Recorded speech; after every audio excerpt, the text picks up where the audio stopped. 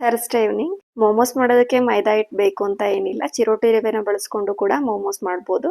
1 ಕಪ್ನಷ್ಟು ಚಿರೋಟಿ ರವೆನ ಅಂದರೆ ಸಣ್ಣ ರವೆನ ತಗೊಂಡು ಕಲಸಿಟ್ಕೋತಾ ಇದ್ದೀನಿ. ಸ್ವಲ್ಪ ಎಣ್ಣೆ, ಅದಕ್ಕೆ ಸ್ವಲ್ಪ ರುಚಿಗೆ ತಕ್ಕಂತೆ ಉಪ್ಪನ್ನ ಹಾಕಿ ಕಲಸಿಟ್ಕೊಂಡೆ. ನಂತರ ಕ್ಯಾಪ್ಸಿಕಮ್ಮು ಹಾಗೆ ಕ್ಯಾರೆಟ್ನ ತುಂಬ ಚಿಕ್ಕದಾಗಿ ಚಾಪ್ ಮಾಡಿ ಹಾಕೋತಾ ಇದ್ದೀನಿ.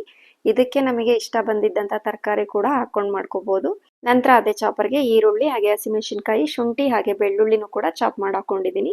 ಒಂದು ಕಡಾಯಿಗೆ ಸ್ವಲ್ಪ ಎಣ್ಣೆನ ಹಾಕಿ ಅದು ಚಾಪ್ ಮಾಡಿರೋಂಥದ್ದನ್ನೆಲ್ಲ ಸೇರಿಸಿ ಚೆನ್ನಾಗಿ ಫ್ರೈ ಮಾಡಿಕೊಂಡು ಅದಕ್ಕೆ ಪೆಪ್ಪರ್ ಪೌಡ್ರು ಹಾಗೆ ರುಚಿಗೆ ತಕ್ಕಂತೆ ಮಿಕ್ಸ್ಡ್ ಹರ್ಬ್ಸು ಹಾಗೆ ರುಚಿಗೆ ತಕ್ಕಂತೆ ಉಪ್ಪನ್ನು ಸೇರಿಸಿ ಚೆನ್ನಾಗಿ ಮಿಕ್ಸ್ ಮಾಡ್ಕೊಂಡಿದ್ದೀನಿ. ನಂತರ ಪನ್ನೀರ್ ಇತ್ತು, ಅದನ್ನು ಕೂಡ ಸೇರಿಸ್ಕೊಂಡು ಎಲ್ಲಾನು ಒಂದ್ಸರಿ ಮಿಕ್ಸ್ ಮಾಡಿ ಲಾಸ್ಟಲ್ಲಿ ಕೊತ್ತಂಬರಿ ಸೊಪ್ಪನ್ನು ಹಾಕೊಂಡ್ರೆ ಸ್ಟಫಿಂಗ್ ತುಂಬ ಚೆನ್ನಾಗಿ ರೆಡಿ ಆಗುತ್ತೆ.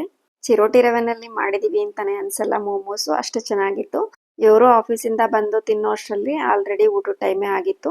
ಸರಿ ಊಟ ಏನು ಬೇಡ ಅಂತ ಹೇಳಿ ಇದನ್ನೇ ತಿನ್ಕೊಂಡು ಹೊರಗಡೆ ಸ್ವಲ್ಪ ಕೆಲಸ ಇದೆ ಅಂತ ಹೇಳಿ ಹೊರಟ್ವಿ.